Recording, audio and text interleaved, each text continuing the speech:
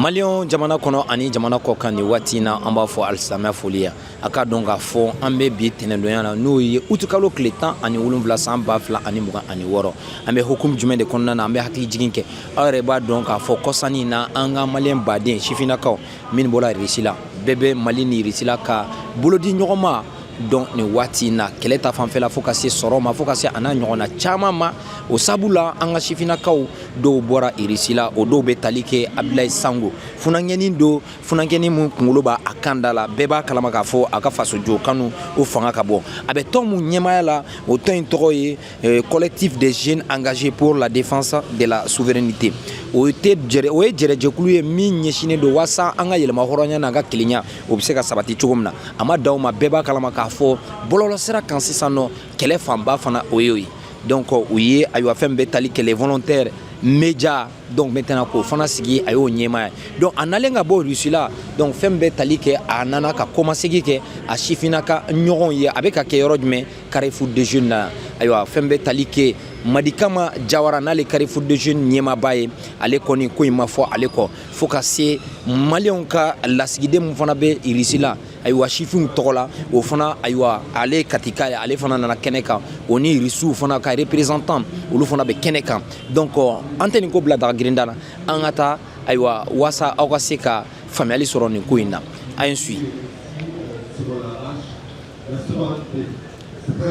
Voilà, balimakɛ donc an y'a ye k'a fɔ e ye maliyɛn de la diaspora ye n'a fɔra maliyɛn de la diaspora min sigiyɔrɔ bɛnnen do ayiwa kɔ kan nka hakili bɛ faso la kɛrɛnkɛrɛnna e bɛ Irisi la i taara kalan bolo kan wa ma dan ma kuluw sigira i kɛra ma ekɔlidenw ka kulu ɲɛmaa ye wa Mali kunkankow la a wulikajɔ i ka fanga bonyana a kow la k'a kɛra an ka jamana ɲɛmaaw ye a kɛra maliyɛnden fɛn o fɛn n'u sen ye Irisi la kɛnɛ sɔrɔ ayiwa i tɛ to kɔfɛ i bɛ se k'i tɔgɔ ni jamu fɔ an ɲɛna fɔlɔ yanni an ka don babu kɔnɔ. Ok, ne tɔgɔ Dr Suleiman Diarra ne Irisi mɔgɔ bɛ taa kalan kɛ Irisi boursiers ani contractuels ani stagiaires ne de tun y'olu ka président ye u tun bɛ jɛkulu min kɔnɔ ne de y'o jɛkulu sigi ani n teri wɛrɛw.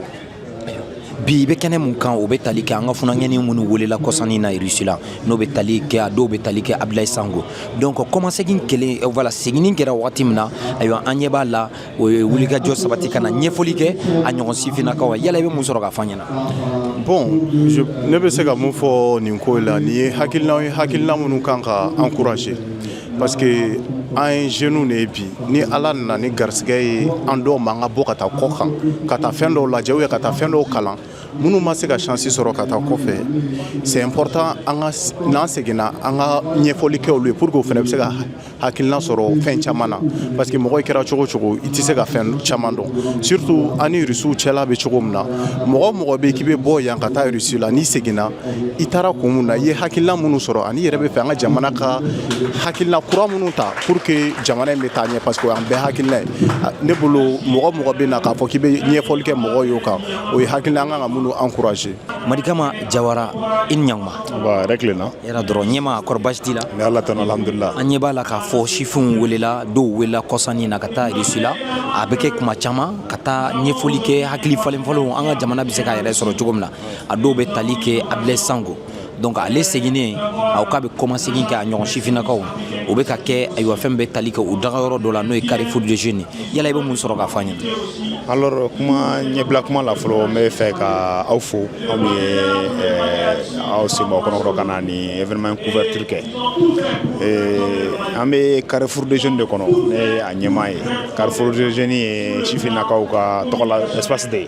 min bilalen don o tɔgɔ la jamana ɲɛmaaw fɛ walasa u ka se ka former k'u informer walasa u sen ka se ka don fasojɔ baaraw la cogo min na ne bɛ foli de se Sango ma u ka nin voyage min kɛra ka taa Irisi o komasegin baara la parce que kalan ye dɔ ye mais ka komasegin kɛ kalan kɔfɛ o nafa ka bon kosɛbɛ parce que i taara fɛn min kalan n'i y'a partager i ni sifin ɲɔgɔn wɛrɛw cɛ o nafa ka bon kosɛbɛ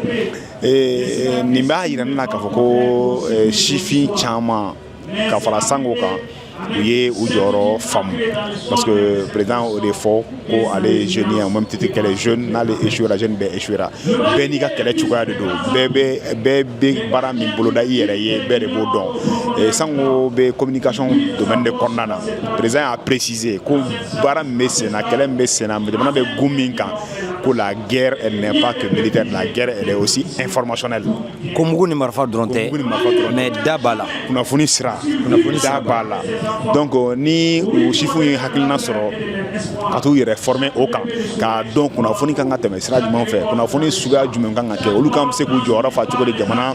yangali la kunnafoni sira fɛ n'u taara o kalanw kɛ o nafa ka bon kosɛbɛ. Franchement c'est une fierté pour moi de voir ces jeunes là u ka taa nin kalan kɛ ka segin ka na ka tila k'u sifiɲɔgɔnw lasigi ka hakili falen falen kan ni ka u ye min dɔn ka partager u ni ɲɔgɔn cɛ vraiment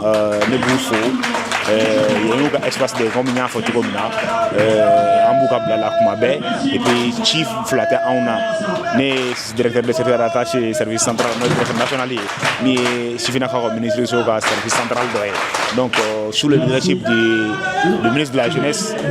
Abdul Kassim Ibrahim Fomba baara min b'an na ni jamana ɲɛmaa y'a kalifa ale la a ka leadership kɔnɔna na o de ye ka sifinw accompagner u bɛ baara fɛn fɛn boloda an ka u dɛmɛ k'u kɔrɔma don k'u accompagner k'u bilasira sango ninnu ɲɔgɔnnaw b'o siraw kan an b'o fɔ ni hakilina la.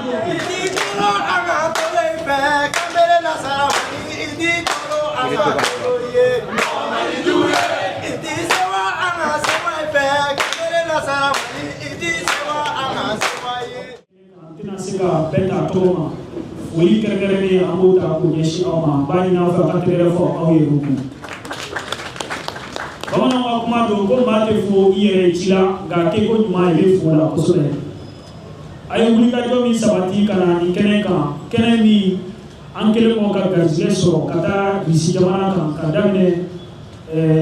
juillet kalo tile 25 ka taa bila août kalo tile 4 ma. O hukumu kɔnɔna de la an y'a laɲini ka nin kɛnɛ sigi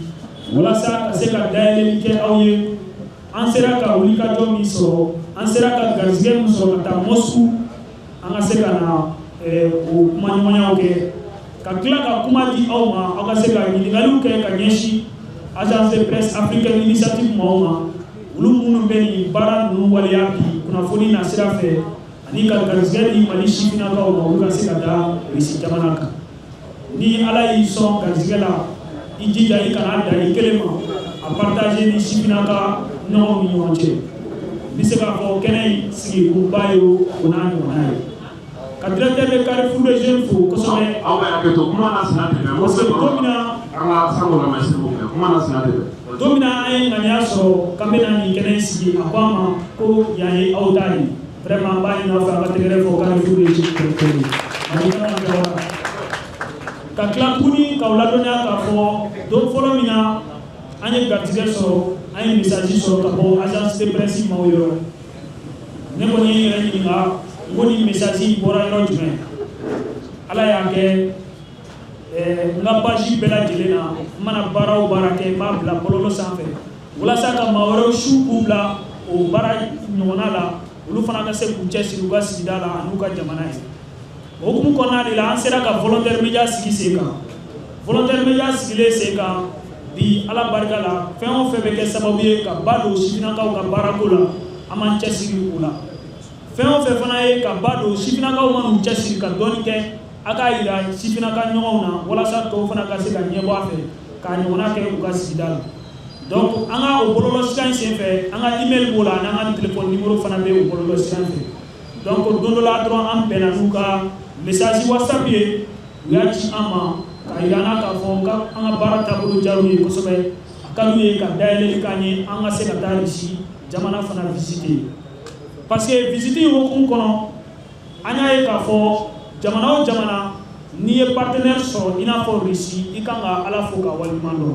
Parce que Russie ani Mali partenariat c'est un partenariat sincère, c'est un partenariat gagnant-gagnant. C'est le lieu d'applaudir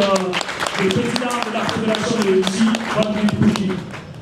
K'aw ladɔnniya k'a fɔ an ni Russie cɛla maa caman b'a ye k'a fɔ ko kɛlɛ dɔrɔn de don. O la nin kɛnɛ n'a ɲɔgɔnna laɲini ye mun ye walasa k'a yira sifinnakaw la k'a fɔ il y a beaucoup d'autres opportunités qui sont disponibles qui permettront de renforcer notre partenariat qui ne sont pas seulement des guerres.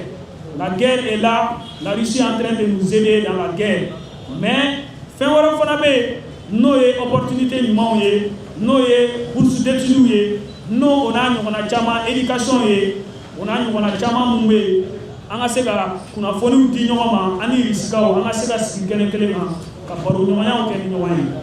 donc laɲini yɛrɛ ye o de ye n tɛna kuma janya nin yɔrɔ in na je vais retourner la parole au maître de cérémonie donc a ka se ka programme enchaîner ni ala sɔnna ma n'an sera an ka baro kuncɛ waati fana ma n bɛ segin ka na kuma tɔw fana kɛ k'aw fo ka waleɲuman dɔn je vous remercie. Ne tɔgɔ ko Awa Kulibali. Ne malien tɔgɔ. Ne irisi tɔgɔ Yulia. Ne irisi kan karamɔgɔ ye. Ne bɛ baara kɛ perspective sahélienne. Ne ye karamɔgɔ ye ne ka laɲini ye ka mɔgɔw dege irisi kan na walasa olu ka taa ka kalan kɛ irisi. An bɛ irisi kan kalan cogo di? Gafe b'an bolo a bɛ kɛ irisi kan bamanankan. An bɛ jija ka irisi kan kalan bamanankan na tubabukan na tɛ. O ye an ka laɲini ye. Aw y'a faamu?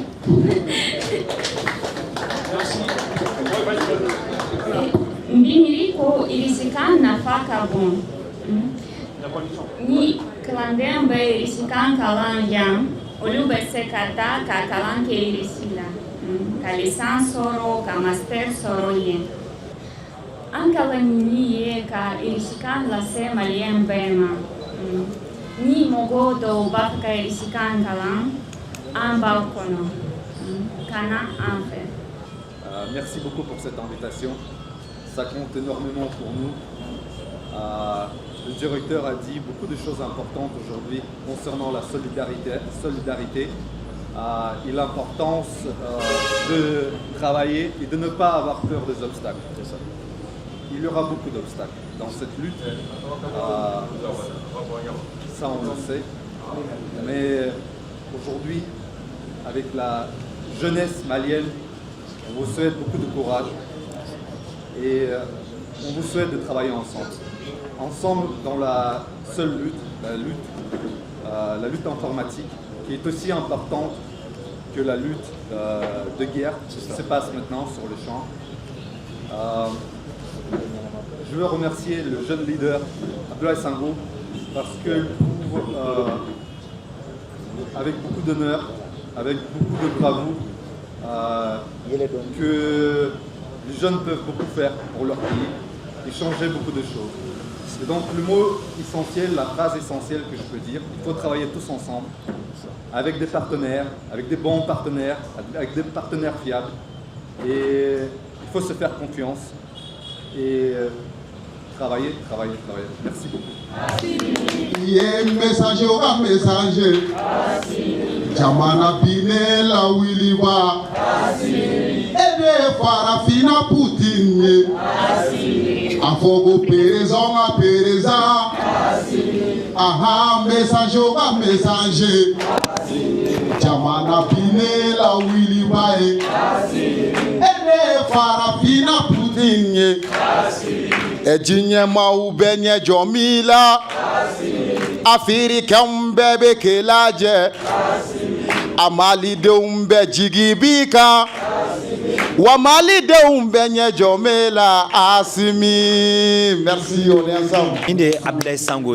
donc funangeni do aka wulika jo fanga ka bo fasoko la ale de bora risila ana funangeni ɲɔgɔn chama donc ko ka segin kelen kɔfɛ donc maintenant anana ka ɲɛfɔli kɛ a sifin ɲɔgɔn Abdoulaye Sango i ɲankuma mba ni ɲankuma ayiwa i bɛ mun sɔrɔ ka fanyana i seginna ka bɔ risila d'abord i ta kun kɛra jumɛn de telala bakuruba la ta kun kɛra jumɛn de n ta kun tɛ dɔwɛrɛ ye